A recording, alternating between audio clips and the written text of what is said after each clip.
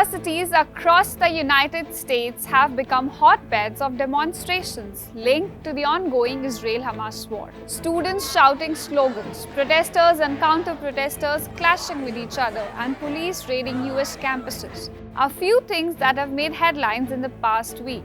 But why are students protesting, and what has been Washington's reaction to this?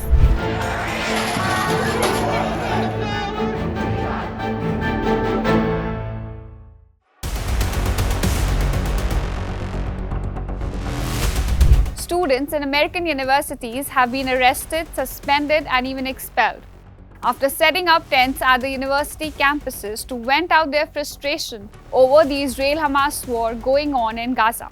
This is proving to be the most prolonged unrest to rock American universities since the Vietnam War protests of the 1960s and 70s.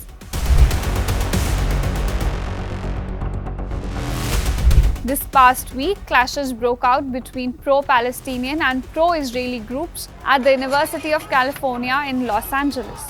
Protesters could be seen launching fireworks, tearing down metal barricades, and hurling objects at each other. Encampments had been set up at the campus since last week. It all goes back to Columbia University protests. On April 17th, students set up Palestine solidarity camps on the lawns of their campus. They had two major demands. First, an end to the ongoing Israel-Hamas war, and secondly, the students wanted university to cut all its ties with Israel. A case in point, over 34,000 people have been killed in Gaza since the war began on October 7th. A day later, on April 18th, President of the Columbia University called New York police on the campus to disperse the protesters. This led to arrest of over 100 students, and soon protests spread like a wildfire across the US. Police was again called on the campus on April 38th after students barricaded themselves inside the renowned Hamilton Hall and vowed to remain there until their demands are met. And now Columbian University President has asked police to remain on the campus till May 17 to ensure that camps are not re-established. Similar stories have been unfolding at the University of Texas, Southern California, Florida, University of Michigan, and George Washington University, among others. The pro-Palestinian protests have been met with counter-protest by the pro-Israeli groups. This has led to violent incidents on the campus. From east to the west coast, demonstrators have set up camps at around 80 campuses.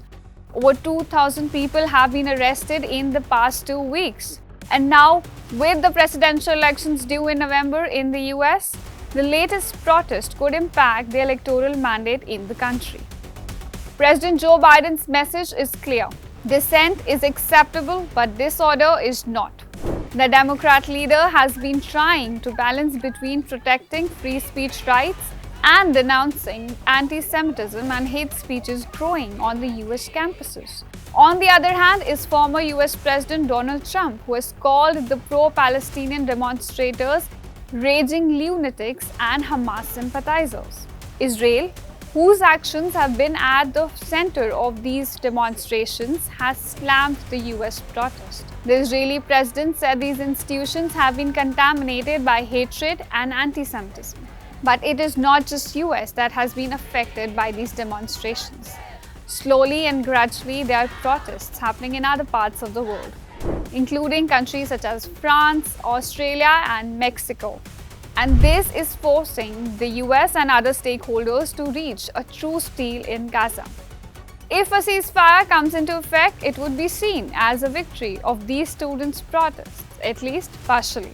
For more such videos, stay tuned to Beyond World is One.